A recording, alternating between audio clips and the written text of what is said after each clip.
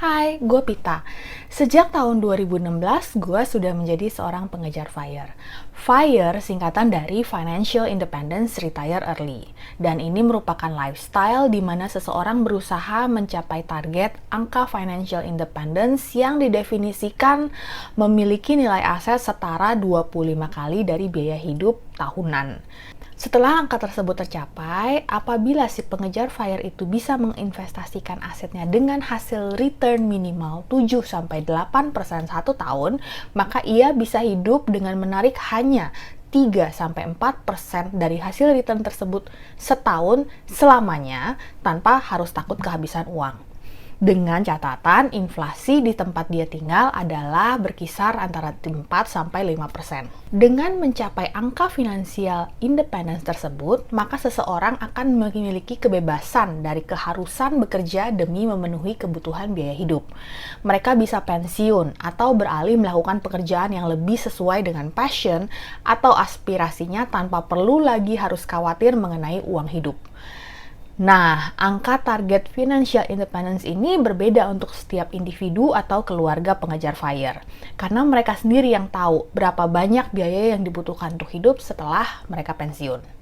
Dan di video ini, gue mau merayakan milestone perjalanan FIRE gue, di mana aset investasi gue melewati 20% dari angka financial independence target gue. Woohoo! Karena pertimbangan privasi, gue memutuskan untuk tidak menyebutkan berapa angka financial independence target gue. Sebagai panduan, angka tersebut kira-kira sama ya lebih sedikit dari biaya hidup gue saat ini. Dan angka ini tembus 20% ketika bulan Juli tahun 2021. Investasi gue saat ini terbagi dalam 5 tipe. Yang pertama adalah dana pensiun swasta kantor dengan persentase 30,39%. Lalu dana pensiun BPJS Ketenagakerjaan 21,34%, cash 25,71%, reksadana atau saham 20,03%, dan USD, gold, dan bond itu di 2,53%. Nilai total dari aset investasi ini kalau dibandingkan dengan target financial independence gue adalah 22,1% dari target FI gue. Atau kalau dihitung-hitung nilai aset investasi gue setara dengan 5 tahun biaya hidup. Oh ya, angka aset investasi ini bukan keseluruhan dari net worth gue. Net worth adalah nilai dari semua aset harta lo. Berbeda ya dengan nilai aset investasi. Cara menghitung net worth adalah jumlah semua aset lo yang lo punya dikurangi dengan jumlah hutang lo. Selisihnya itulah net worth seseorang. Gue sengaja mengeluarkan nilai aset properti dan kendaraan yang gue miliki saat ini dari perhitungan nilai aset investasi. Kalau ditambahkan dengan nilai properti dan kendaraan gue saat ini, sebenarnya net worth gue mencapai 30,5% dari target financial independence gue. Properti dan kendaraan gue dua-duanya udah lunas dan memang punya nilai yang cukup besar. Tapi gue menganggap saat ini kedua aset itu belum menjadi aset yang menghasilkan karena propertinya toh masih gue tinggali dan kendaraannya juga cuma gue pakai sehari-hari. Jadi gue belum memasukkan sebagai aset investasi untuk mengejar FIRE. Perjalanan FIRE sangat panjang karena ketika gue mulai 5 tahun lalu di tahun 2016, gue memulai dengan net worth minus. Berarti punya nilai hutang lebih besar daripada nilai aset.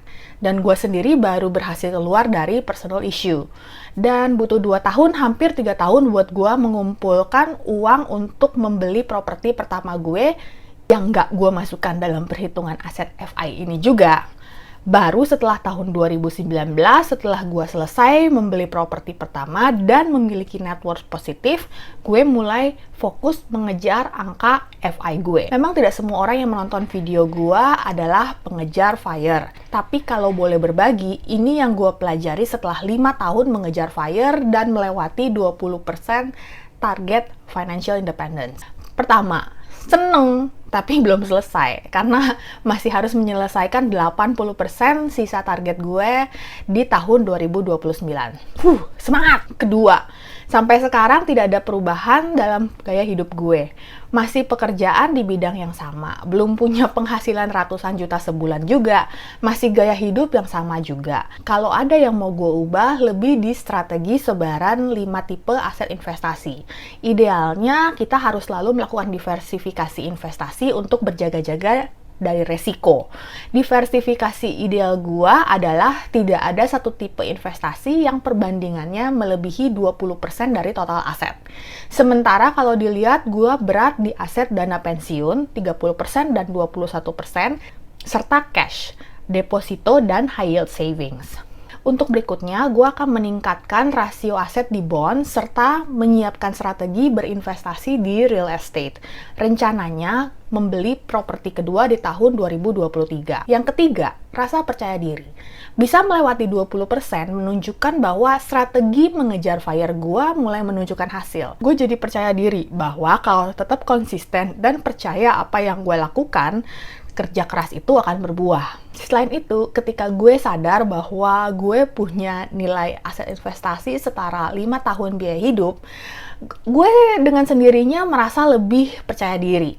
Ketika gue bekerja atau melakukan hal-hal lain, ada semacam keyakinan yang tumbuh.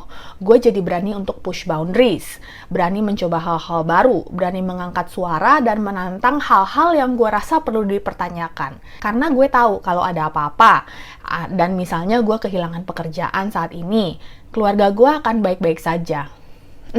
Bisa dibilang, I have my money.